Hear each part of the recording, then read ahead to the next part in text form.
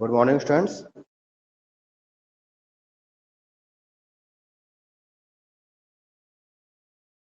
Morning, sir.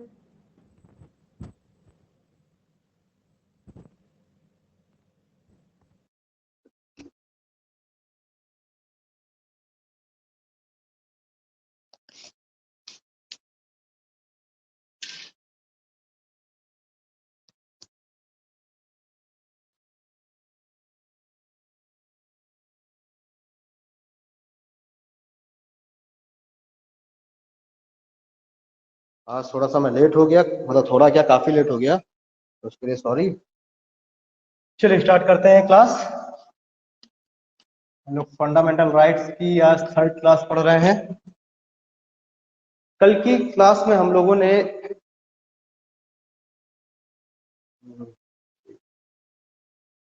दिख रहा है, ठीक।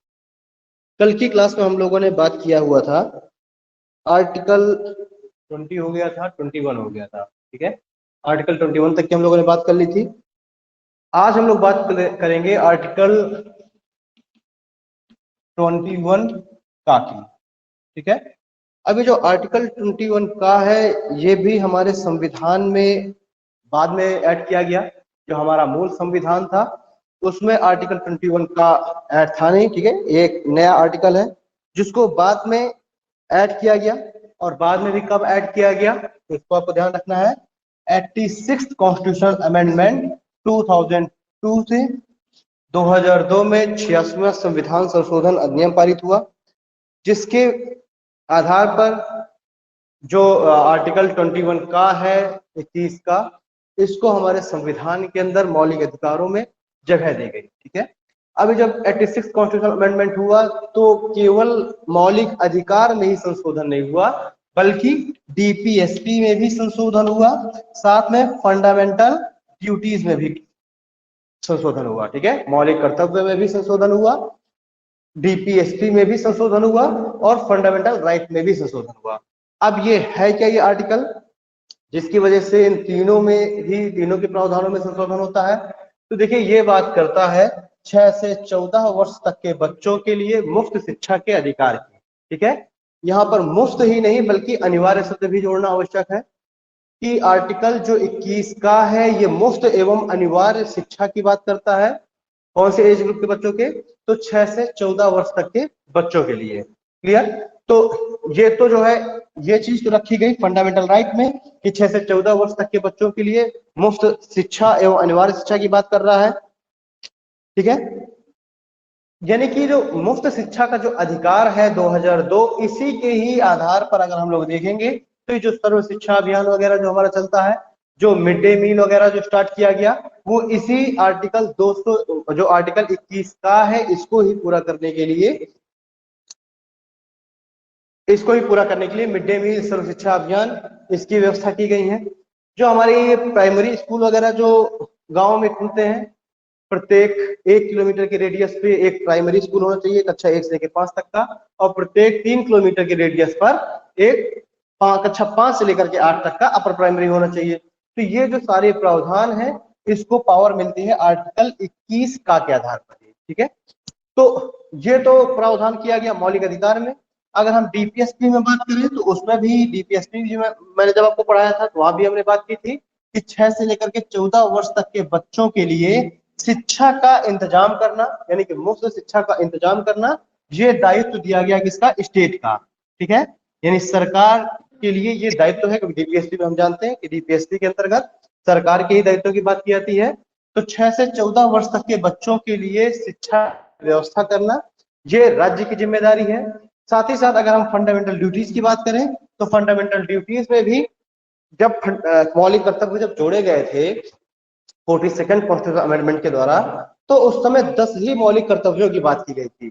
लेकिन फिर 86 कॉन्स्टिट्यूशनल अमेंडमेंट के द्वारा एक 11वां मौलिक कर्तव्य भी जोड़ दिया गया, एक 11वां फंडामेंटल ड्यूटी भी जोड़ दी गई। और ये जो 11वीं फंडामेंटल ड्यूटी है, मौलिक कर्तव्य है, ये बात करता है कि 6 से लेकर के 14 वर्ष तक के बच्चों को शिक्षा उपलब्ध कराना माता पिता या फिर जो भी उसका अभिभावक होगा बालक का, उसका मौलिक कर्तव्य है, ठीक है। तो यहाँ पर स्टेट के लिए, डीपीएसपी में स्टेट के लिए ये जिम्मेदारी दी गई। फंडामेंटल ड्यूटी में ये माता पिता या भी जो गार्जियन होंगे, अभिभावक होंगे, इनके लिए ये जिम्मेदारी दी गई है। ठीक है, माता पिता या जो अभिभावक होंगे उनकी ये जिम्मेदारी बताई गई है, उनकी फंडामेंटल ड्यूटी बताई गई है कि 6 से 14 वर्ष तक के बच्चों को शिक्षा उपलब्ध कराना। ठीक है, और इसीलिए देखिए इसको अगर हम देखें तो इसको 21 का में ही रखने के पीछे का वजह भी यही थी, क्योंकि हमने जस्ट इससे पहले जो आर्टिकल 21 है उसमें हम लोगों ने बात की थी प्राण एवं दैहिक स्वतंत्रता का अधिकार, यानी कि उसी के बाद जस्ट जोड़ने का इसका औचित्य ये है कि ये कहा गया कि अगर जो है कोई मनुष्य शिक्षित नहीं है तो एक तरीके से वो अपना जो जीवन है वो गर्मामयी तरीके से नहीं जी सकता।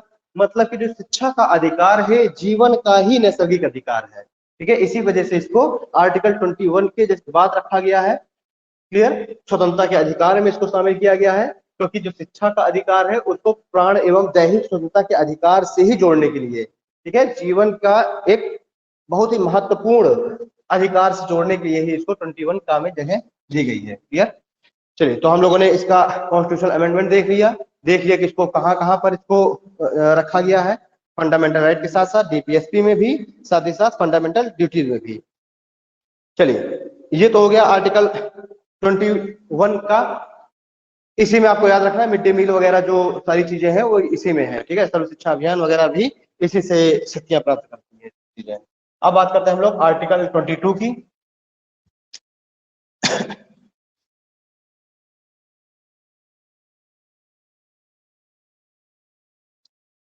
ठीक है, आर्टिकल 22 क्या कहता है? तो आर्टिकल 22 जो है गिरफ्तारी व निरोध के संबंध में संरक्षण की बात करता है। आर्टिकल 22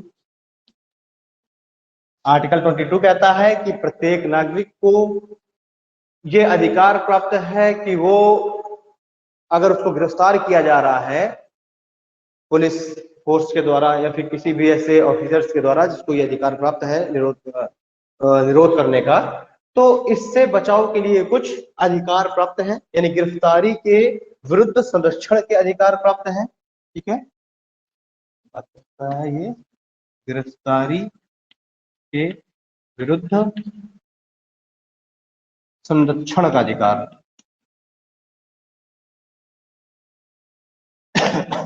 अब देखिए ये जो गिरफ्तारी के विरुद्ध संरक्षण है, तो गिरफ्तारी भी दो तरीके से हो सकती है। एक तो गिरफ्तारी होती है कि जब आपने कोई क्राइम किया है तो उसके बाद जो आपको कस्टडी में लिया जाता है वो तो हो जाता है क्राइम के बाद होने वाली गिरफ्तारी। ठीक है, तो इसको हम क्या कह सकते हैं? इसको हम सीधे गिरफ्तारी कह सकते हैं।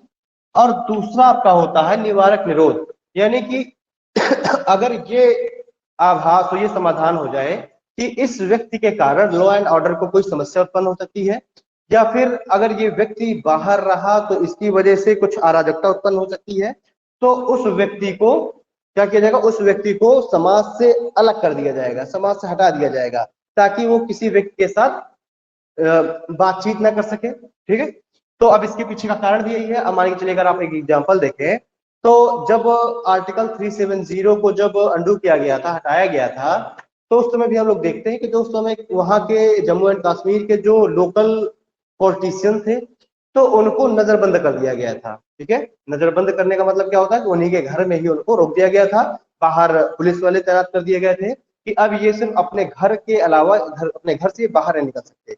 घर के जो फैमिली मेंबर हैं केवल अब उन्हीं के साथ ही वो रहेंगे, बाहर के किसी व्यक्ति के साथ वो बातचीत नहीं कर सकेंगे। ठीक है, उनकी जो टेलीफोन लाइंस वगैरह है वो डिस्कनेक्ट कर दी जाती हैं, इंटरनेट कनेक्शन उनका रोक दिया जाता है, जिससे कि वो कोई ऐसा भड़काऊ भाषण ना दे जिससे कि अराजकता उत्पन्न हो सके। ठीक है, तो एक तरीके से क्राइम को रोकने के लिए ही निवारक निरोध का प्रयोग किया जाता है, जिसे हम प्रिवेंटिव डिटेंशन कहते हैं।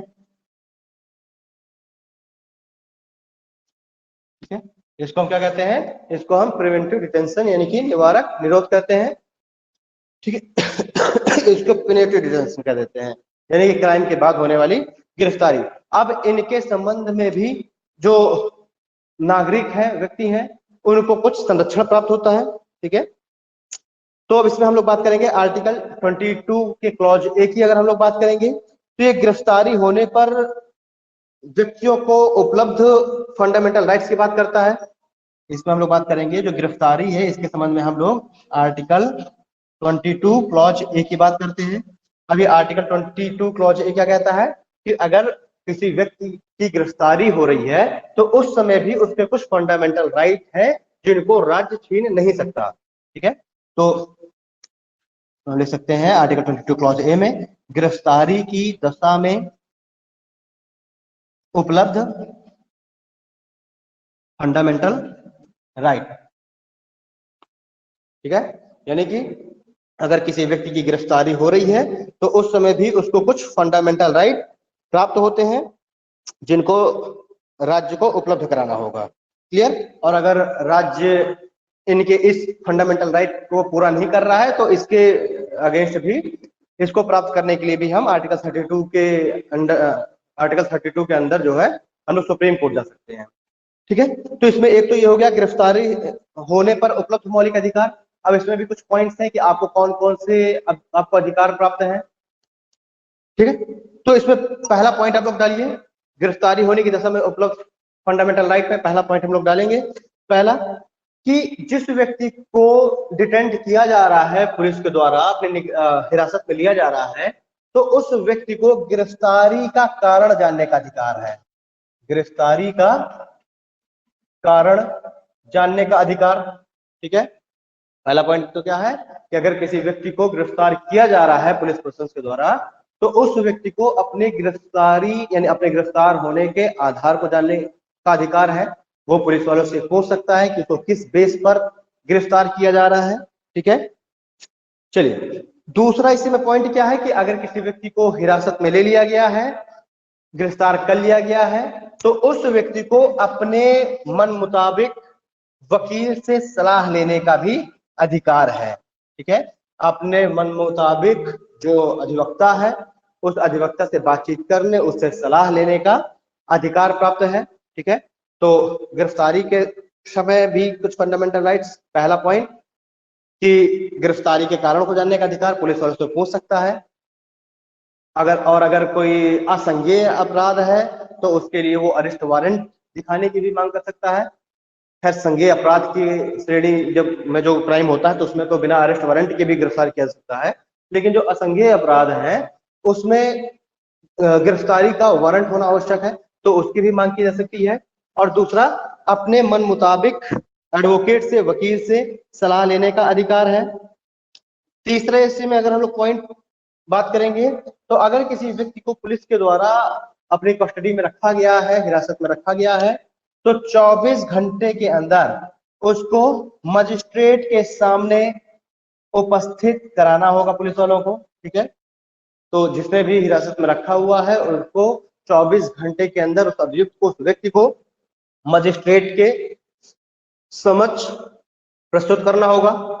और इसमें चौथा पॉइंट है कि अगर गिरफ्तार करने का कोई उपयुक्त कारण पुलिस वाले नहीं बता पाते हैं या फिर अगर कोई ठोस सबूत नहीं मिल पाता है कि ये व्यक्ति ही अभियुक्त है, ये व्यक्ति ही कल्प्रिट है, तो उस व्यक्ति को छोड़ दिया जाएगा। ठीक है, तो अगर गिरफ्तारी का उपयुक्त कारण नहीं बता पाए पुलिस वाले या फिर उसके ऊपर जो क्राइम, जो चार्ज लगे हैं उसके लिए कोई ठोस सबूत नहीं प्रस्तुत कर पाती है पुलिस, तो फिर उस कंडीशन में उस व्यक्ति को पुलिस की हिरासत से छोड़ दिया जाएगा। ठीक है, तो ये तो हो गया आपका article 22 clause A.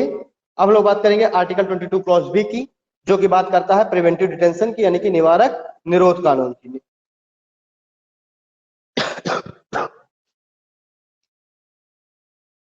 Article 22 clause A हो गया। आर्टिकल 22 क्लॉज जो बी है वो बात करता है निवारक निरोध यानी प्रिवेंटिव डिटेंशन की। आर्टिकल 22 क्लॉज बी ये किसकी बात करता है? ये प्रिवेंटिव डिटेंशन की बात करता है। पहला पॉइंट इसमें क्या है कि कुछ कंडीशन ऐसी हैं जिनके आधार पर क्राइम होने से पहले ही किसी व्यक्ति को हिरासत में लिया जा सकता है। ठीक है, तो इसमें हम लिख सकते हैं क्राइम से पूर्व ही हिरासत में लेना। ठीक है, इसमें देखिए आपको ले जाकर के थाने में भी बैठाया जा सकता है, ठीक है। अब मान के चलिए कि कोई बड़ा नेता आ रहा है, तो अब जो भी हिस्ट्री सीटर होंगे, ठीक है, जो भी ऐसे लोग होंगे जिनके ऊपर बहुत सारे मुकदमे चल रहे हैं, तो उन सभी व्यक्तियों को पुलिस क्या करती है, खोज खोज करके और थाने में लेकर के बैठा लेती है। ठीक है, मान के चलिए अगर योगी जी का कार्यक्रम हो जाए बांदा में 2-3 दिन बाद का, तो अब ये 1-2 दिन पहले से ही जो भी बिल्कुल से छटे हुए बदमाश होंगे, उनको पुलिस वाले पकड़ पकड़ करके और चौकी में बैठा लेते हैं, ताकि वो कोई ऐसी गतिविधियां ना कर सके। तो एक क्राइम से पूर्व ही हिरासत में ले लेना, ठीक है। यानी मेन रूप से अगर देखा जाए तो जो प्रिवेंटिव डिटेंशन है, इसका लक्ष्य यही है कि लॉ एंड ऑर्डर को मेंटेन करना, और अगर कोई ऐसा संदेह है कि ऐसा कोई कृत्य इस व्यक्ति के द्वारा किया जा सकता है, तो उस कृत्य को होने से रोकने के लिए उस व्यक्ति को डिटेंट कर लिया जाता है। अब वो चाहे चौकी में बैठा लिया जाए और चाहे उसके घर में ही नजरबंद कर दिया जाए, ठीक है, ये कुछ भी हो सकता है। मैंने आपको जम्मू कश्मीर वाला प्रकरण बताया ही, 370 आर्टिकल को हटाना था, तो अब उसके लिए ये पूरी तरीके से उम्मीद थी कि अगर ये जो लोकल पॉलिटिशियंस हैं, अगर ये बाहर रहेंगे तो जनता के बीच में भड़काऊ भाषण देंगे, और जब वो जनता के बीच में भड़काऊ भाषण देंगे तो जनता जो है उनके कहने पर आ जाएगी, भाई उनका ब्रेन वॉश कर देंगे, और कुछ ना कुछ उग्रवादी गतिविधियां हो सकती हैं। तो इसी वजह से सभी, चाहे वो महबूबा मुफ्ती हो, मतलब कोई भी वहां का बड़ा नेता हो, उन सभी को लेकर के और उनके घर में ही होम अरेस्ट कर दिया गया था, जिसके बाद फिर 370 आर्टिकल को अंडू कर दिया गया, और आप लोग देख रहे हैं कि बड़ी शांति के साथ वहां पर सारी चीजें हो गई, ठीक है। और अगर यही सब पॉलिटिशियंस अगर बाहर रहते तो पक्का कुछ ना कुछ जो है गतिविधियां होनी थी। तो ये तो हो गया क्राइम से पूर्व ही किसी व्यक्ति को नजरबंद कर देना।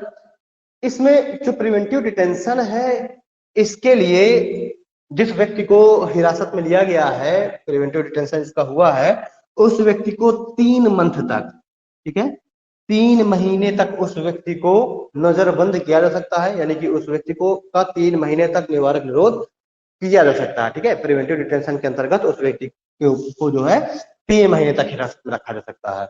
अब ये 3 महीने तक हिरासत में रखने के लिए हाई कोर्ट या सुप्रीम कोर्ट से कोई भी अरेस्ट वारंट प्राप्त करने की आवश्यकता नहीं होती। लेकिन अगर किसी व्यक्ति को 3 महीने से ज्यादा भी रोक करके रखना है, अपनी कस्टडी में रखना है, अगर 3 महीने से ज्यादा भी, तो हाई कोर्ट के द्वारा एक कमेटी का गठन किया जाएगा, ठीक। और हाई कोर्ट के द्वारा जो कमेटी का गठन किया जा रहा है, उस कमेटी की अनुशंसा पर, वो जो कमेटी है उस कमेटी की अनुशंसा पर, उस कमेटी के कहने पर इस व्यक्ति को 3 महीने से ज्यादा भी हिरासत पर रखा जा सकता है। मतलब कहने का सीधा सा बात क्या है कि अगर किसी व्यक्ति का 3 महीने तक डिटेंट करना है किसी व्यक्ति को, तो हाई कोर्ट या सुप्रीम कोर्ट से कोई भी वारंट लेने की आवश्यकता नहीं है, तो उसको 3 महीने तक तो ऐसे ही रखा जाएगा। लेकिन अगर 3 महीने से ज्यादा उसका हिरासत को बढ़ाना है, उसका डिटेंशन बढ़ाना है 3 महीने से ज्यादा भी, तो फिर जो हाई कोर्ट है उसकी कमेटी की अनुशंसा पर ये जो डिटेंशन पीरियड है उसको एक्सटेंड किया जाएगा, उसको बढ़ा दिया जाएगा। अब ये जो निवारक निरोध है, प्रिवेंटिव डिटेंशन है, इसके लिए भी कुछ कानून है, कुछ एक्ट आए जिनके आधार पर व्यक्ति को निरोध करके रखा जाता है, किसी व्यक्ति का डिटेंशन किया जा सकता है। जैसे कि आप लोगों ने नाम सुना होगा मीसा का, आप लोगों ने नाम सुना होगा, ठीक है। आप लोगों ने पोटा का नाम सुना होगा, ठीक है। टाडा का नाम सुना होगा, नेशनल सिक्योरिटी एक्ट, एनएसए का आप लोगों ने नाम सुना होगा, ठीक है। तो ये सब क्या है, ये प्रिवेंटिव डिटेंशन के लिए ही बनाए गए कानून है, बनाए गए एक्ट है। एनएसए हो गया, टाडा हो गया, पोटा हो गया, मीजा हो गया। अगर हम लोग मीजा की बात करते हैं, तो ये जो मीजा जो कानून आया, इसका सर्वाधिक बार इसका दुरुपयोग किया गया था। ये देखिए, ये इंदिरा गांधी जिस समय प्रधानमंत्री थी, उस समय ही इस मीजा को लेकर के आया गया था, ठीक है। और इस कानून का सबसे ज्यादा मिसयूज किया गया है, ठीक है। इस कानून का सबसे ज्यादा मिसयूज किया गया है। अगर हम लोग एनएसए की बात कर लें, तो इसको सबसे अधिक बार इसको अप्लाई किया गया है, ठीक है।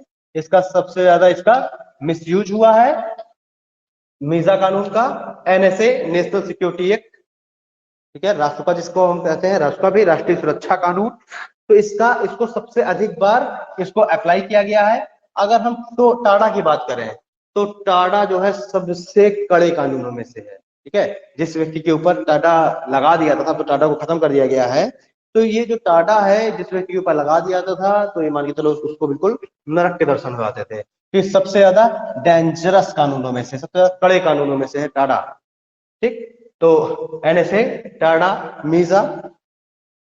अभी इस समय एनएसए हम लोग देखते हैं कि अगर कोई भी कुछ ऐसी बातें करता है, जैसे कन्हैया कुमार के ऊपर भी एनएसए लगाया गया था, तो अगर कोई भी देश विरोधी कुछ भी बातें करता है तो उसके ऊपर एनएसए लगा करके ही उसको डिटेंशन, उसका डिटेंशन कर लिया जाता है। ठीक है, उसकी गिरफ्तारी कर ली जाती है।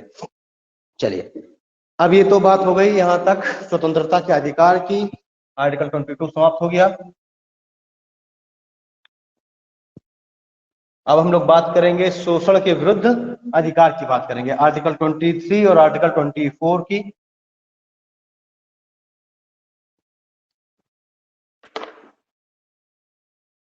ठीक है, यानी राइट अगेंस्ट एक्सप्लॉइटेशन की हम लोग बात करेंगे, शोषण के विरुद्ध अधिकार की।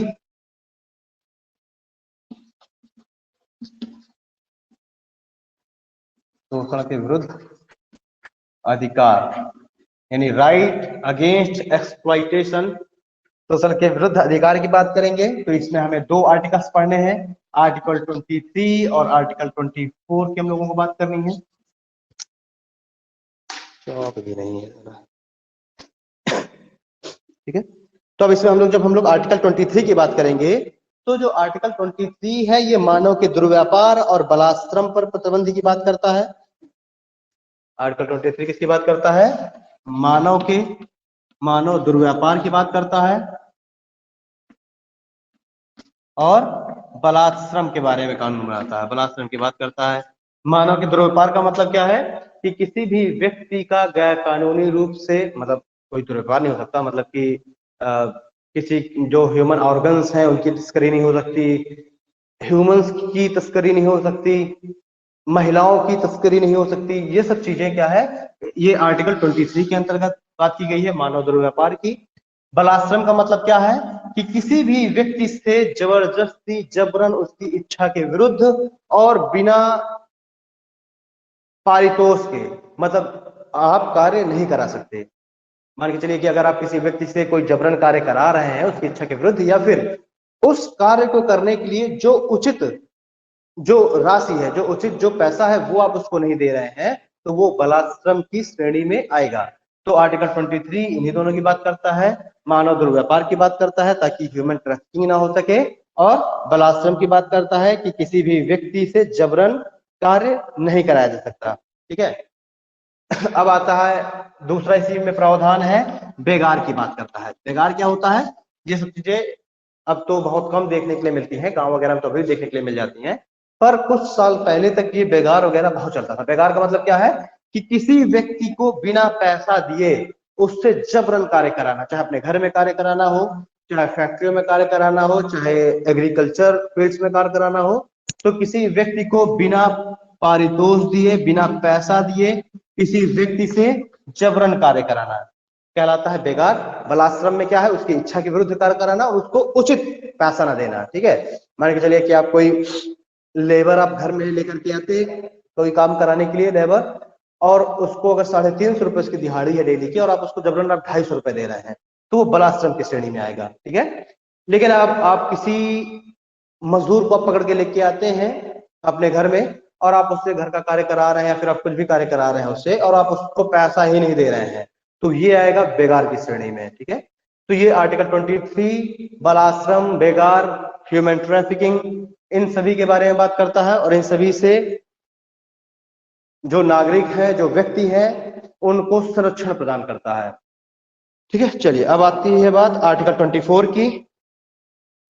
आर्टिकल 24 बात करता है कारखानों में जो माइंस है, खान है, इनमें बच्चों के नियोजन पर प्रतिबंध की बात करता है। कि आर्टिकल 24 क्या बात करता है? कारखानों, माइंस, खान हो गए, ठीक है, या फिर ऐसे फील्ड्स जो कि बच्चों के लिए हानिकारक है। ठीक है, ऐसे कार्य जो कि बच्चों के लिए हानिकारक है, उन कार्यों में बच्चों के नियोजन की बात का प्रतिबंध करता है। नियोजन मीन्स बच्चों को वहां पर लगाना, कार्य करने के लिए बच्चों को वहां पर, ठीक है, अपॉइंट करना। तो कारखानों, माइंस या फिर ऐसी डेंजरस कंडीशन वाली जगह, वहां पर बच्चों के नियोजन पर प्रतिबंध लगाता है आर्टिकल 24।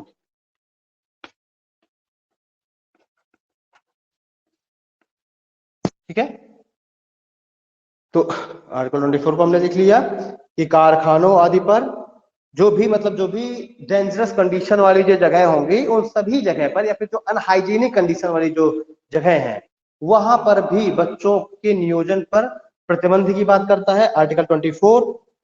ठीक है, अब जब हमारा जो मूल संविधान जब बना, जिस समय जब इस आर्टिकल को जब जोड़ा गया तो उस समय ये प्रावधान किया गया था। अगर हम लोग ऐसे बात करें कि मतलब पहले क्या प्रावधान था और फिर बाद में इसमें कुछ संशोधन भी किए गए हैं, पहले की और बाद की अगर हम लोग बात करें तो अगर हम पहले की बात करते हैं तो केवल 14 वर्ष तक के ही बच्चों के नियोजन पर प्रतिबंध लगाया गया था।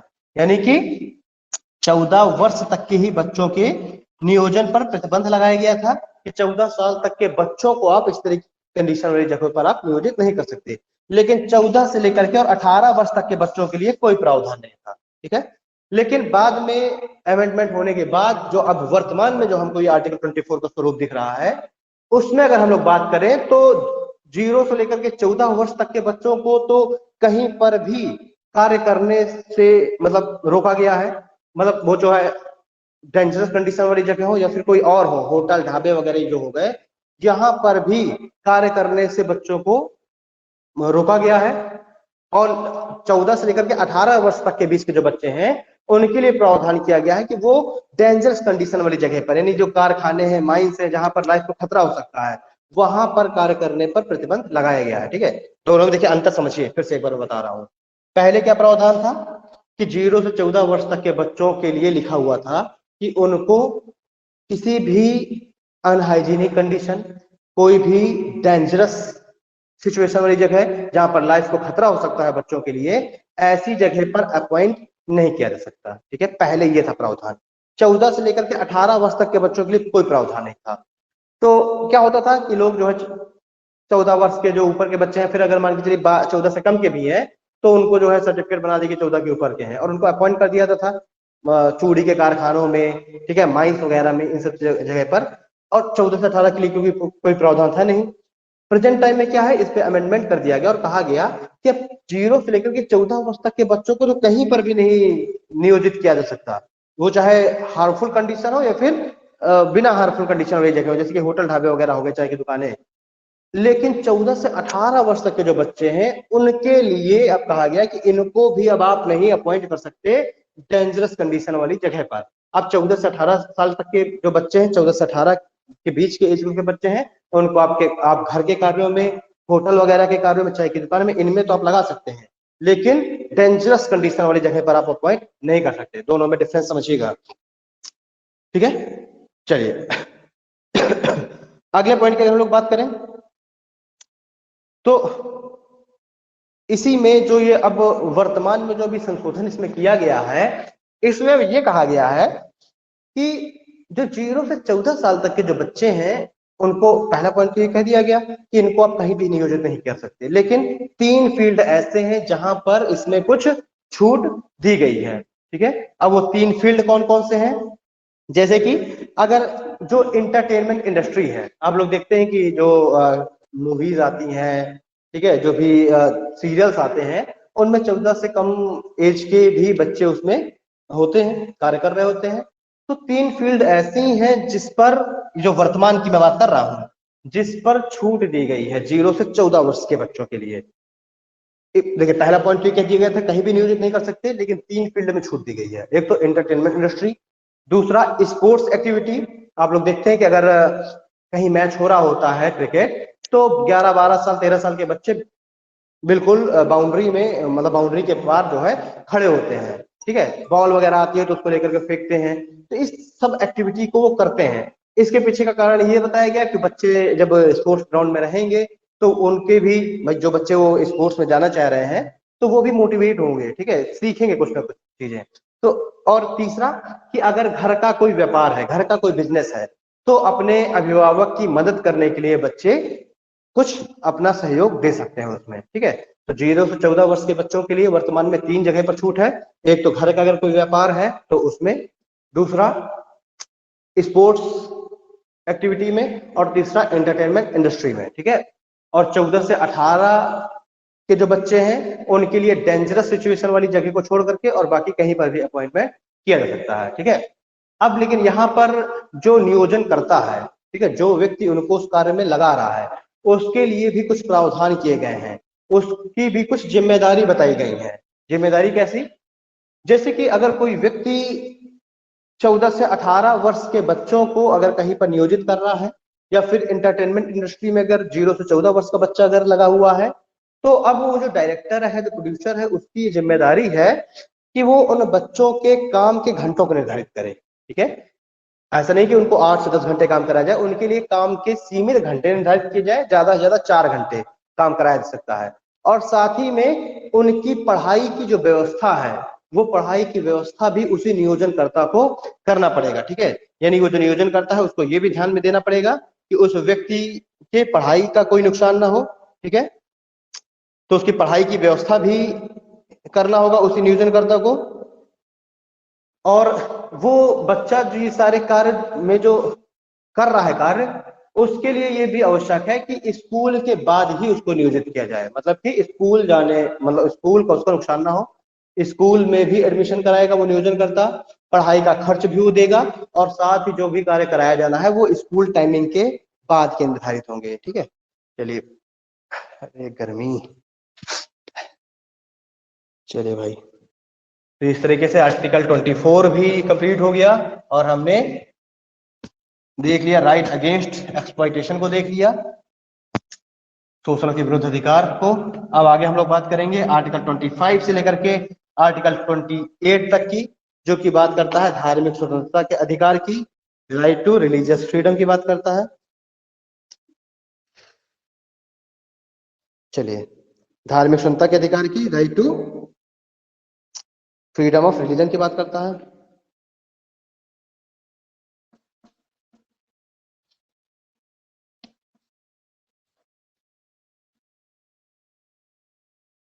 Right to freedom of religion, धार्मिक स्वतंत्रता के अधिकार की बात करता है। इस नाम को आर्टिकल 25 से लेकर के और आर्टिकल 28 तक को हम इसमें हम लोग कवर करेंगे। 4 आर्टिकल्स को इसमें हम लोग कवर करेंगे, 25 से लेकर के और 28 तक के आर्टिकल्स की। जो आर्टिकल 25 है, आर्टिकल 25 पर्सन इंडिविजुअल की बात करता है, व्यक्ति विशेष के लिए बात करता है। आर्टिकल 25 ये व्यक्ति विशेष के लिए प्रावधान है। ठीक है, इंडिविजुअल पर्सन की बात करता है, व्यक्ति विशेष की आर्टिकल 25। इसमें क्या प्रावधान किया गया है? इस प्रावधान की अगर हम लोग बात करें तो आर्टिकल 25 के अंतर्गत कहा गया है कि अंतःकरण की और धर्म को अबाध रूप से मानने, उसका आचरण करने और उसका प्रचार करने की स्वतंत्रता। ठीक है, तो आर्टिकल 25 क्या कहता है कि प्रत्येक जो व्यक्ति हो उसको अपने धर्म का पूर्ण रूप से अंतःकरण करने का, उसका प्रचार प्रसार करने का, उसके अनुरूप आचरण करने का अधिकार होगा। ठीक है, यानी कि जो व्यक्ति जिस भी धर्म को मान रहा है उस धर्म के अनुसार ही वो सभी कार्य कर सकता है। ठीक है, उस धर्म में जो बताया गया है कि जिस तरह आपको अपने भगवान की पूजा करनी है, आराधना करनी है, उस हिसाब से आप अपने भगवान की आप पूजा आराधना कर सकते हैं। अगर आपको मंदिर में जाकर के प्रेयर करने की, पूजा करने के लिए कहा गया है आपके धर्म में, तो आप जाने के लिए स्वतंत्र हैं। मस्जिद में जाने के लिए कहा गया है, जा सकते हैं, गुरुद्वारा, चर्च, कहीं पर भी जा सकते हैं। ठीक है, यानी कि धर्म की अंतःकरण की, धर्म को अबाध रूप से मानने की, उस धर्म के अनुसार आचरण करने की और अपने धर्म का प्रचार करने की स्वतंत्रता है। ठीक है, लेकिन अब इसमें भी कुछ जो है तर्क संगत आधारों पर कुछ रोक भी लगाई गई है। जैसे कि अगर इसमें बात की गई है कि आपको अपने धर्म का प्रचार करने की स्वतंत्रता है, लेकिन ये जो प्रचार है ये भी जबरन नहीं होना चाहिए। मतलब कि आप किसी से जबरन किसी व्यक्ति का धर्मांतरण नहीं करा सकते। आप किसी व्यक्ति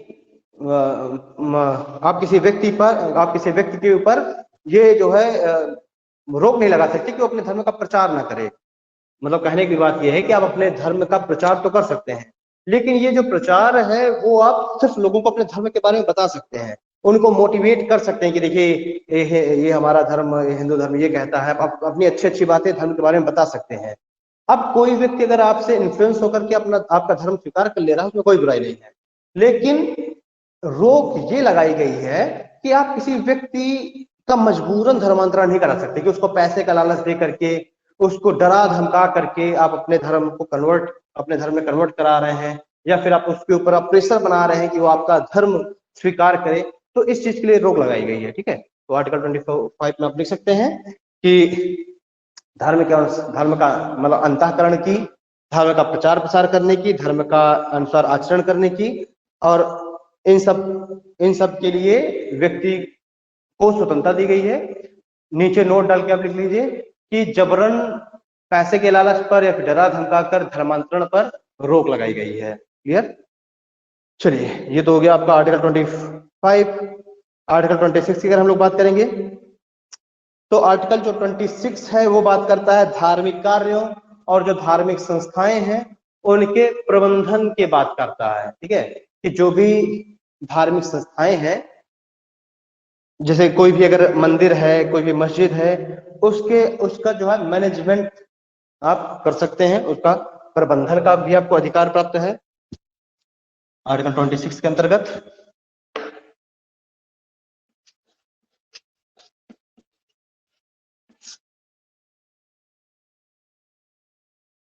आर्टिकल 26 क्या कहता है कि जो है धार्मिक कार्यों एवं धार्मिक संस्थाओं के प्रबंधन का अधिकार,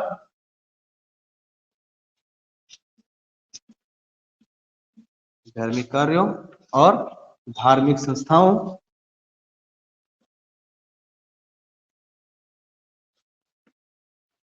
का प्रबंधन।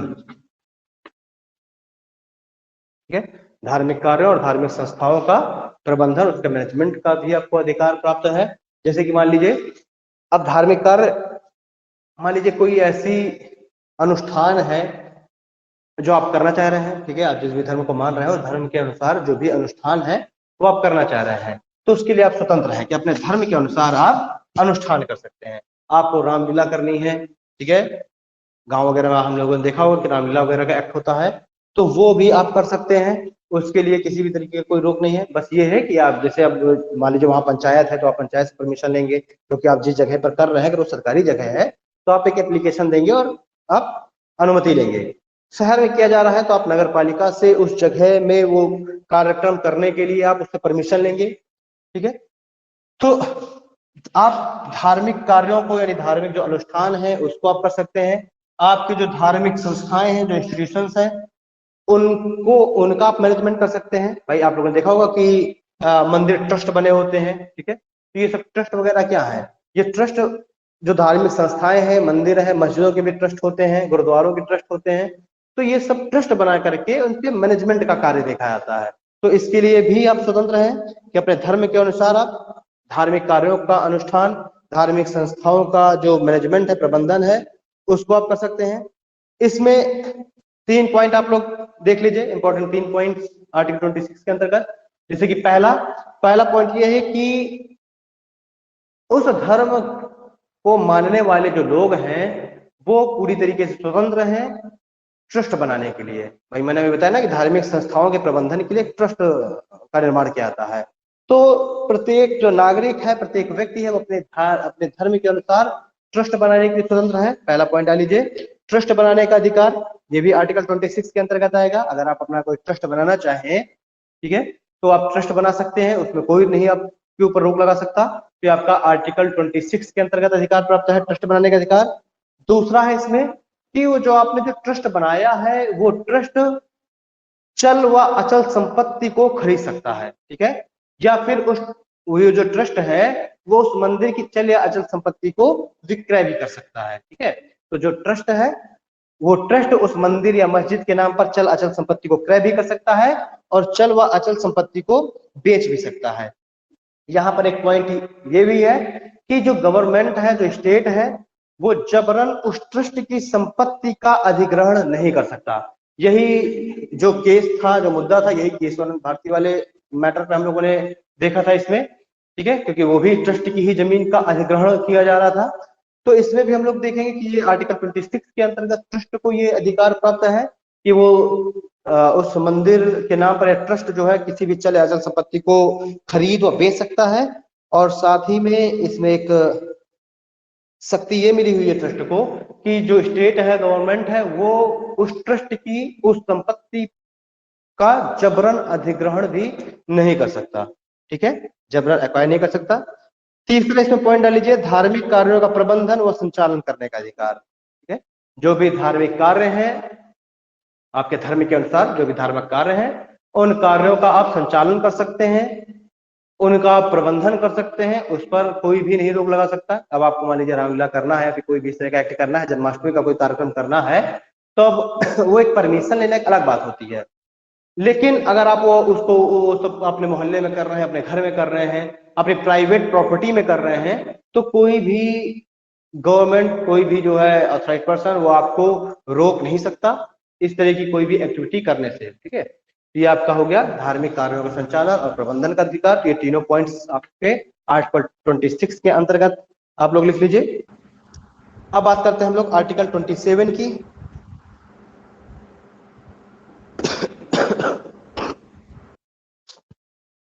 आर्टिकल 27 को देखिए। आर्टिकल 27 कहता है कि जो स्टेट है यानी जो गवर्नमेंट है, वो किसी भी धर्म का प्रचार प्रसार करने के लिए वो आपसे किसी भी तरीके के टैक्स की मांग नहीं करता।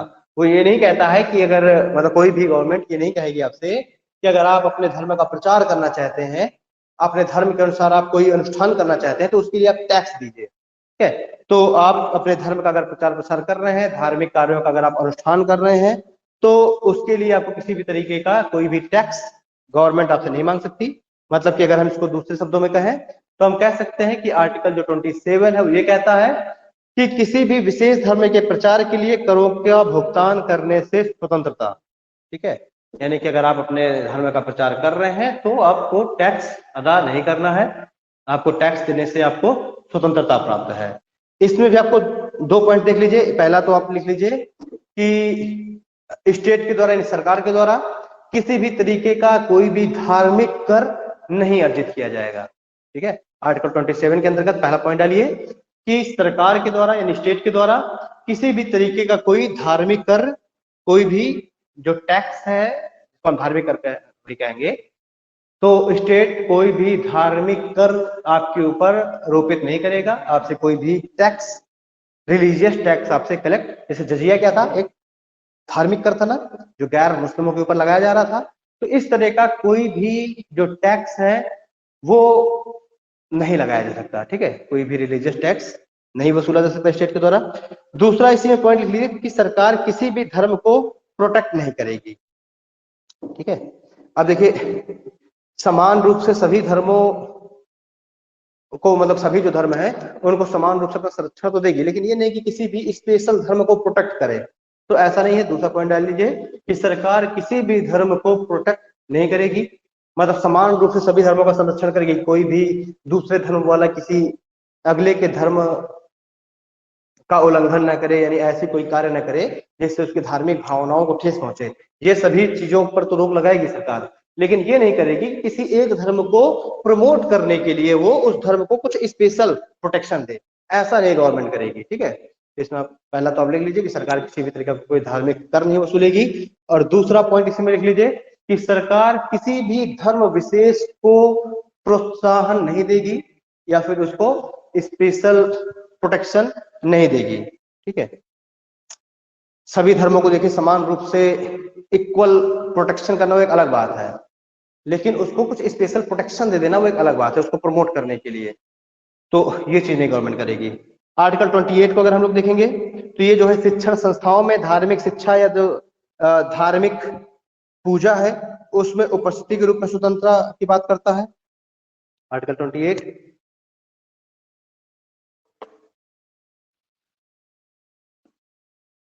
आर्टिकल 28 क्या कहता है कि जो शिक्षण संस्थाएं हैं, जो इंस्टीट्यूशंस हैं, शिक्षण संस्थाओं में धार्मिक शिक्षा व धार्मिक पूजा में उपस्थिति से संरक्षण।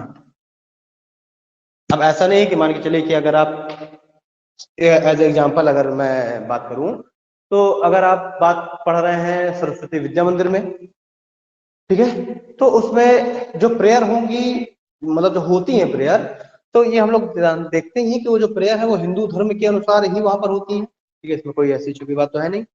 तो अब अगर मान के चलिए कि अगर हिंदू धर्म के अलावा भी अगर किसी धर्म का फॉलो करने वाला कोई स्टूडेंट वहां पढ़ रहा है विद्या मंदिर में, तो उसके लिए ये मजबूरी नहीं है, ना ही उसके ऊपर ये जोर मतलब जबरदस्ती की जा सकती है कि उसको प्रेयर में शामिल होना आवश्यक है।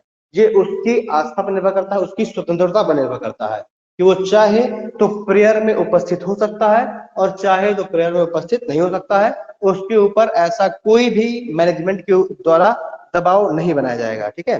तो शिक्षण संस्थाओं में धार्मिक शिक्षा या धार्मिक पूजा में उपस्थिति के रूप में स्वतंत्रता का संरक्षण, ठीक। अब इसमें भी हम लोग कुछ पॉइंट्स देखेंगे, जैसे कि पहला पॉइंट लिखिए।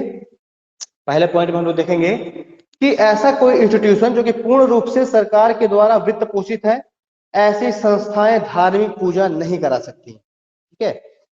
मान के चलिए कि कोई ऐसा संस्थान है, इंस्टीट्यूशन है जो कि पूरी तरीके से स्टेट के द्वारा, सरकार के द्वारा वित्त पोषित है, पूरा पैसा उसमें सरकार के द्वारा लगा रहा है, मैनेजमेंट भी गवर्नमेंट के द्वारा ही हो रहा है, तो ऐसी जो संस्थाएं हैं वो किसी भी तरीके की धार्मिक पूजाएं आयोजित नहीं कर सकती। मान के चलिए जीआईसी की हम लोग बात करें, गवर्नमेंट इंटर कॉलेज की, तो वहां पर क्या है कि जो पैसा है वो भी गवर्नमेंट लगाती है, जो उसका मैनेजमेंट है वो भी गवर्नमेंट करती है। तो ऐसे जो इंस्टीट्यूशंस हैं वो किसी भी तरीके की धार्मिक पूजा वगैरह का आयोजन नहीं कर सकते, ना ही किसी भी तरीके की धार्मिक शिक्षा का आयोजन कर सकते हैं। अब देखिए जो सरस्वती विद्या मंदिर है उसकी बात करें, वो तो पूरा प्राइवेट मतलब निजी क्षेत्र में है, उसमें ना ही सरकार के द्वारा उसको वित्त पोषित किया जा रहा है और ना ही उसका मैनेजमेंट गवर्नमेंट के द्वारा किया जा रहा है, वो तो एक निजी, हम बात करें प्राइवेट कॉलेज है। तो उसमें आप धार्मिक पूजा कर सकते हैं, धार्मिक शिक्षा आप दे सकते हैं, लेकिन अगर किसी दूसरे धर्म को मानने वाला अगर स्टूडेंट पढ़ रहा है तो उस पर आप दबाव नहीं बना सकते कि वो धार्मिक शिक्षा की क्लास अटेंड करे, ठीक है, धार्मिक पूजा में वो संलग्न हो, ऐसा उसके ऊपर दबाव नहीं बना सकते। लेकिन अगर हम बात करें जीआईसी की, तो उसमें कंडीशन अलग है, सरकार के द्वारा वित्त पोषित है, सरकार के द्वारा मैनेजमेंट किया जा रहा है, तो वहां पर ना ही आप धार्मिक शिक्षा वहां पर दी जा सकती है और ना ही वहां पर किसी भी तरीके की धार्मिक पूजा की जा सकती है। अब अगर आप लोग कहें कि सर हमारा जो सिलेबस है उसमें शिवाजी के बारे में पढ़ाया जा रहा है या फिर और भी जो महान विभूतियां उनके बारे में पढ़ाया जा रहा है, तो ये भी क्या धार्मिक पूजा है, सॉरी धार्मिक शिक्षा है? तो देखिए नहीं, क्योंकि अगर मान के चलिए हजरत मोहम्मद साहब के बारे में अगर पढ़ाया जा रहा है, हम लोग बात देखते हैं कि सभी स्कूल में ऐसा नहीं, कोई ना कोई टॉपिक हजरत मोहम्मद साहब के बारे में है, कहीं ना कहीं टॉपिक में गौतम बुद्ध के बारे में बात हो रही है, महावीर स्वामी के भी बारे में बात हो रही है, श्री राम के बारे में बात हो रही है, ठीक है, शिवाजी के बारे में बात हो रही है, तो अकबर के बारे में बात हो रही है। तो अब ये सब चीजें पढ़ाना, इसको हम ये नहीं कहेंगे कि ये धार्मिक शिक्षा है, क्योंकि इसको हम क्या कहते हैं कि ये जो है ये सभी जो महान विभूतियां हैं, जो महापुरुष हैं, इनके बारे में बताया जा रहा है, क्योंकि इनका जो जीवन है ये लोगों के लिए एक मोटिवेशन का कार्य करता है, ठीक है। अगर हम हजरत मोहम्मद के बारे में पढ़ रहे हैं, गौतम बुद्ध के बारे में पढ़ रहे हैं, तो उनका जो जीवन है वो लोगों को एक क्या काम करता है, लोगों को उनसे प्रेरित करता है, ठीक है, उनकी शिक्षाओं से प्रेरित करता है, ठीक। तो इसको हम धार्मिक शिक्षा नहीं कहेंगे। अगर किसी महापुरुष के बारे में बताया जा रहा है तो हम धार्मिक शिक्षा की कैटेगरी में उसको नहीं रखेंगे, उसको तो इसलिए पढ़ाया जा रहा है ताकि लोग इनसे ज्यादा से ज्यादा इन्फ्लुएंस हो, इनके बताए गए मार्गों के अनुसार अनुसरण करें, जिससे कि समाज में एक समन्वयता की भावना बनी रहे, ठीक है। तो ये सब टॉपिक अगर पढ़ाए जाते हैं तो इनको आप ये धार्मिक शिक्षा की कैटेगरी में नहीं रख सकते कि अगर श्री राम के बारे में बताया जा रहा है कि वो ऐसे मर्यादा पुरुषोत्तम थे, उन्होंने ये कार्य किया, तो उसको आप धार्मिक शिक्षाओं से नहीं आप जोड़ सकते, क्लियर। अब आप वेदों का अध्ययन नहीं करा सकते, वो एक अलग बात है कि आप जो है ऋग्वेद का अध्ययन नहीं करा। अब ऋग्वेद में मान के चलिए अगर गायत्री मंत्र के बारे में बात किया जा रहा है, तो उसको भी धार्मिक शिक्षा में नहीं काउंट करेंगे, ठीक है। उसका जो इसका अगर हम अर्थ निकालें तो सभी के लिए समान है, वो बात करता है, एक समन्वयता की बात करता है, क्लियर। तो इस तरीके से आप वेदों पुराणों का अध्ययन नहीं करा सकते। बाकी अगर महापुरुषों की बात है, उनकी जीवनियों की बात है, तो आप बेझिझक आप करा सकते हैं, ठीक है। या फिर किसी धर्म की कोई ऐसी पंक्ति है जो कि समाज के रहने वाले लोगों के बीच में भाईचारा का निर्माण करती है, ठीक है, भाईचारे की बात करती है, तो वो आप धार्मिक पंक्तियों को आप बता सकते हैं, क्लास में पढ़ा सकते हैं उसके बारे में, ठीक। तो ये भी एक डिफरेंस है कि अगर आप कह देंगे सर वो तो जो है जीआईसी में गायत्री मंत्र का पाठ पढ़ाया जाता है तो ये धार्मिक शिक्षा होगी, तो नहीं, ठीक है। चलिए, अगर आप संस्कृत विद्यालय जाएंगे, ठीक है, संस्कृत विद्यालय में जाएंगे तो वहां पर धार्मिक शिक्षाओं का पाठ कराया। अच्छा, ओ ठीक। अब अगर मान के चलिए, अब आप कहेंगे ये थोड़ा सा मैं भी यहाँ पर गलत बोल गया। अब मान के चलिए कि संस्कृत विद्यालय है, वो गवर्नमेंट के द्वारा संचालित है, गवर्नमेंट द्वारा वित्त पोषित है, संस्कृत कोई महाविद्यालय। अब आप कहेंगे सर वहां पर संस्कृत पढ़ाया जा रहा है, तो देखिए संस्कृत जो है कोई धार्मिक शिक्षा नहीं है। संस्कृत क्या है? संस्कृत एक भाषा है, ठीक है। संस्कृत क्या है? एक भाषा है। बहुत सारे आपने मदरसे देखे होंगे, वो भी सरकार के द्वारा वित्त पोषित होते हैं, सरकार के द्वारा उनका मैनेजमेंट देखा जाता है, वहां पर उर्दू पढ़ाई जाती है। तो उर्दू कोई धार्मिक शिक्षा नहीं है। उर्दू क्या है? उर्दू एक भाषा है। तो भाषा के आधार पर तो इंस्टीट्यूशन का निर्माण किया जा सकता है, लेकिन भाषा को आप धर्म से नहीं जोड़ सकते।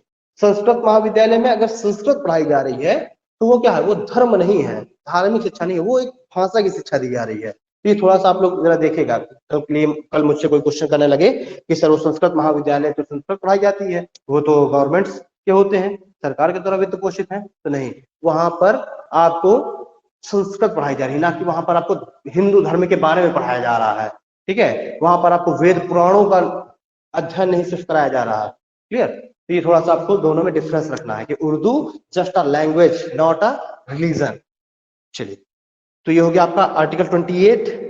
इसमें मैंने पहले पॉइंट की बात कर ली कि पूर्ण रूप से सरकार के द्वारा वित्त पोषित संस्था धार्मिक पूजा नहीं करा सकती और ना ही धार्मिक शिक्षा दे सकती। दूसरा है कि ऐसे इंस्टीट्यूशन जिनका स्थापना विशेष धर्म हेतु हुआ है परंतु वो स्टेट के द्वारा वित्त पोषित हैं, तो वो भी रिलीजन प्रेयर नहीं करा सकते। मान के चलिए कि कोई इंस्टीट्यूशन है जिसका स्थापना ही हुई है किसी धर्म विशेष के लिए, मान के चलिए इस्लाम धर्म को जो मानने वाले हैं उनके लिए सरकार के द्वारा वित्त पोषित एक संस्था का निर्माण कराया गया। अब उसमें ये प्रतिबंध नहीं है कि उसमें कोई हिंदू व्यक्ति जाकर के उसमें एडमिशन नहीं ले सकता, कोई सिख जाकर के एडमिशन नहीं ले सकता, ऐसा प्रतिबंध नहीं है। उसमें आप उसमें कोई भी चाहे जाकर के एडमिशन ले सकता है, क्योंकि वहां पर क्या है? वहां पर उर्दू पढ़ाई जा रही है, ठीक है। और जो इस्लाम धर्म के जो लोग हैं उनके लिए एक स्पेशल, मतलब उनके लिए, अब मान के चलिए मैं कह रहा हूं कि कोई जो है सपोज दैट कोई जैन धर्म को मानने वाला व्यक्ति है, ठीक है, समझिएगा, जैन धर्म को मानने वाला व्यक्ति है और वो जैन धर्म के दिगंबर शाखा से संबंधित है। अब मान के चलिए कि वो अगर ऐसा व्यक्ति किसी ऐसे कॉलेज में जाकर के पढ़े, भाई उसमें दिगंबर जो शाखा है उसमें तो ये ना कि कपड़ों का त्याग करना। अब कोई ऐसा व्यक्ति दिगंबर शाखा का जो कपड़ों का त्याग कर रहा है, कोई जैन मुनि है, वो जाकर के और जीआईसी में बैठ करके पढ़े, ठीक है, तो क्या होगा? क्या होगा भाई? ना वो ढंग से पढ़ सकता है, ठीक है, क्योंकि जो अदर लोग हैं वो उसका कहीं ना कहीं मजाक उड़ाएंगे, उसको कहीं ना कहीं बिल्कुल अलग नजर से देखेंगे। तो इसलिए कुछ ऐसे जो है गवर्नमेंट सरकार क्या करती है कि कुछ ऐसे जो है इंस्टीट्यूशंस का निर्माण करती है जिसमें उसी धर्म को मानने वाले लोग ही बिना जो है किसी समस्या के उसमें जाकर के शिक्षा प्राप्त कर सके। लेकिन अब इसमें ये प्रतिबंध नहीं है कि कुछ दूसरे धर्म का व्यक्ति नहीं उसमें एडमिशन ले सकता, ठीक है। तो ऐसे जो इंस्टीट्यूशन हैं उनमें भी रिलीजियस प्रेयर पर प्रतिबंध लगाया गया है, यानी कि ऐसे इंस्टीट्यूशन में भी धार्मिक पूजा नहीं कराई जा सकती। क्लियर? अब जो तीसरा पॉइंट लिख लिए कि aided by state but controlled bye,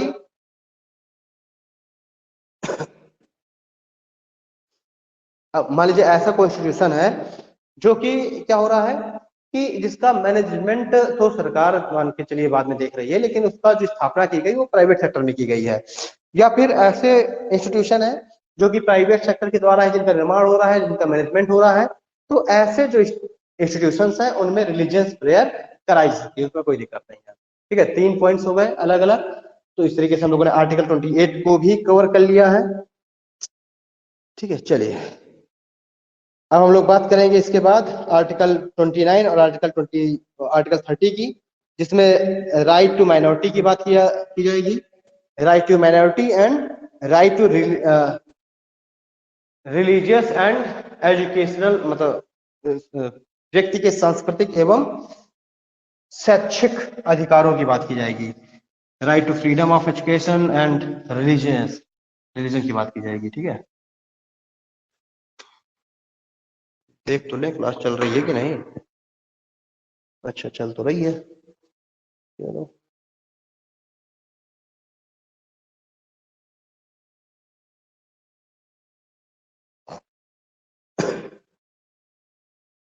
खुशी, विजय, लक्ष्मी, आलोक, चलिए ठीक।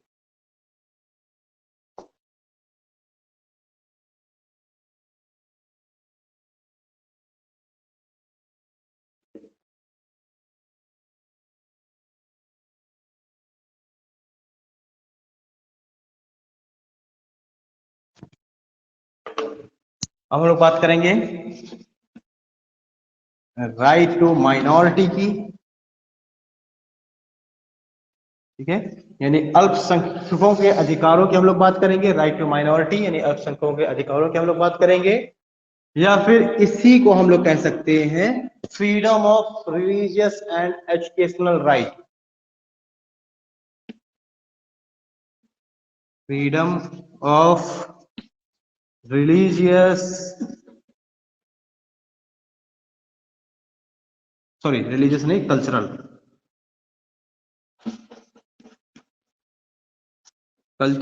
And educational right. ठीक है, मतलब कि अल्पसंख्यकों के अधिकार एवं शैक्षणिक एवं सांस्कृतिक अधिकारों की स्वतंत्रता। ठीक है, तो इसके अंतर्गत हम लोग आर्टिकल 29 और आर्टिकल 30 की बात करेंगे। ठीक है, इसमें जो अल्पसंख्यक हैं उनके अधिकारों की बात करेंगे। अल्पसंख्यकों के लिए सांस्कृतिक एवं शैक्षणिक अधिकारों की हम लोग बात करेंगे। ठीक है, तो आर्टिकल जो 29 है वो अल्पसंख्यकों के हितों के संरक्षण की बात करता है। ठीक है, आर्टिकल 29 क्या है, अल्पसंख्यकों के हितों के संरक्षण की बात करता है।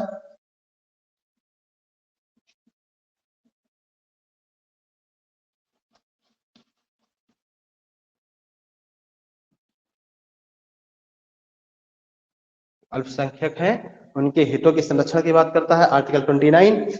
इसके अंदर कुछ पॉइंट डाल लीजिए, जैसे कि पहला पॉइंट लिख लीजिए। इसमें जो पहला पॉइंट है वो कहता है कि अल्पसंख्यकों को अपनी भाषा व लिपि के संरक्षण का अधिकार प्राप्त है। पहला पॉइंट इसमें लिखिए कि जो अल्पसंख्यक है, आर्टिकल 29 के अंदर पहला पॉइंट लिखिए कि पहला, जो अल्पसंख्यक है उनको अपनी भाषा व अपनी जो लिपि है उसके संरक्षण का अधिकार है। जो भी माइनॉरिटी है उनको अपनी भाषा और अपनी जो लिपि है उसके संरक्षण का अधिकार प्राप्त है। दूसरा पॉइंट लिख लीजिए। और इसीलिए देखिए, इसीलिए जो पहला पॉइंट है ना, इसी के लिए जो माइनॉरिटी है वो अपने लिए अलग से एजुकेशनल इंस्टीट्यूशन का भी निर्माण कर सकते हैं। ठीक है, क्योंकि उनको अपनी भाषा और लिपि के संरक्षण का अधिकार प्राप्त है, इसलिए वो अलग से जो इंस्टीट्यूशंस है उनका निर्माण करने के लिए स्वतंत्र है। दूसरा पॉइंट इसमें लिख लीजिए कि राज्य जो है, राज्य स्टेट गवर्नमेंट, वो जाति धर्म वंश और भाषा के आधार पर अल्पसंख्यकों से किसी भी प्रकार का भेदभाव नहीं कर सकता।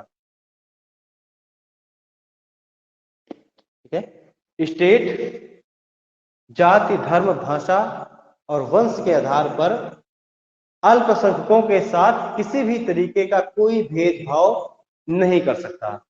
ठीक है, राज्य जाति धर्म वंश भाषा के आधार पर अल्पसंख्यकों के साथ किसी भी प्रकार का कोई भेदभाव नहीं कर सकता।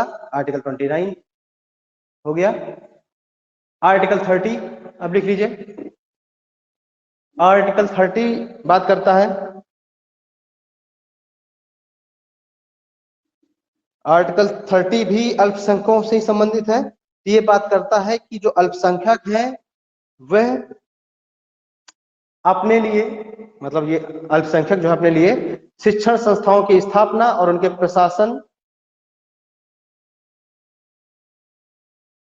का अधिकार प्राप्त है। मतलब कि शिक्षण संस्थाओं की स्थापना और शिक्षण संस्थाओं के प्रशासन, उनके मैनेजमेंट का भी अधिकार अल्पसंख्यकों को प्राप्त होता है। तो ये भी अल्पसंख्यकों का एक राइट है कि वो अपने लिए, अपनी कम्युनिटी के लिए शिक्षण संस्थाओं की स्थापना भी कर सकते हैं और उनका मैनेजमेंट भी कर सकते हैं। तो ये अल्पसंख्यकों को ये अधिकार प्राप्त है। ठीक है, लेकिन इसमें जो है एक नोट डाल के लिख लीजिए कि इसमें उनको संपत्ति का अधिकार प्राप्त नहीं है। ठीक है, अल्पसंख्यक अपने लिए क्या कर सकते हैं, इंस्टीट्यूशंस का निर्माण कर सकते हैं अपनी कम्युनिटी के लिए, उनका मैनेजमेंट कर सकते हैं, बट उनको संपत्ति का अधिकार प्राप्त नहीं है। अब मान के चलिए कि कोई मदरसा कोई बना या फिर कोई ऐसा विद्यालय बना जो कि धर्म विशेष के लिए है। अब अगर कभी अगर आवश्यकता हो पड़ जाए तो सरकार के द्वारा उसका अधिग्रहण किया जा सकता है।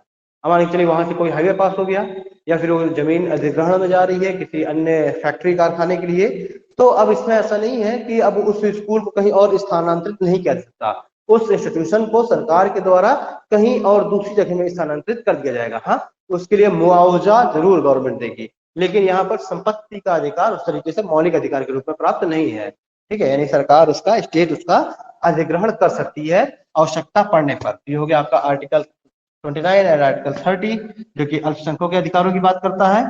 अब इसी के बाद हमारा जो मूल संविधान है था, उसमें जो है आर्टिकल 31 भी दिया गया था जो कि संपत्ति का अधिकार संबंधित है, राइट टू प्रॉपर्टी जो था। अब इस राइट टू जो प्रॉपर्टी है इसको समाप्त कर दिया गया और इसको 300 का के अंतर्गत इसको क्या कर दिया गया, बस 2 मिनट, इसको जो है राइट टू प्रॉपर्टी को क्या कर दिया गया, इसको अब 300 का के अंतर्गत इसको एक विधिक अधिकार बना दिया गया और इसको मौलिक अधिकार से इसको समाप्त कर दिया गया। फिर इसी के बाद हम लोग बात करेंगे आर्टिकल 32 की बात करेंगे। ठीक है, जो कि एक मौलिक अधिकार है, जो कि क्या है, ये आर्टिकल 32 के अंतर्गत एक तरीके से हम सुप्रीम कोर्ट जा सकते हैं अपने अन्य मौलिक अधिकारों की रक्षा के लिए, यानी कि ये संवैधानिक उपचारों का अधिकार देता है, मतलब कॉन्स्टिट्यूशनल रेमेडीज प्रोवाइड करता है। ठीक है, तो अब देखिए बच रहा है आपका आर्टिकल 32, आर्टिकल 33, 34 एंड 35, 4 आर्टिकल्स बच रहे हैं। तो आर्टिकल 32 भी देखिए थोड़ा सा चूंकि इंपॉर्टेंट है, काफी महत्वपूर्ण है आर्टिकल 32। तो ये सब चारों आर्टिकल्स के बारे में हम लोग कल की क्लास में बात कर लेंगे और कल हमारा जो फंडामेंटल राइट है वो पूरी तरीके से कंप्लीट हो जाएगा। ठीक है, तो कल अपने निर्धारित समय पर ही क्लास चलेगी। हो सकता है अच्छा वो तो आपको ग्रुप में मैसेज कर दिया जाएगा कि 8 से 9:30 रहेगा ये क्लास या फिर 9:45 से 11:15 रहेगी। तो कल बाकी के जो 4 आर्टिकल्स बचे हैं हम लोग कल की क्लास में कवर कर लेंगे उसको। ठीक है स्टूडेंट्स, तो आज की क्लास हम लोग यहीं खत्म करते हैं, मिलते हैं कल की क्लास में। Thank you.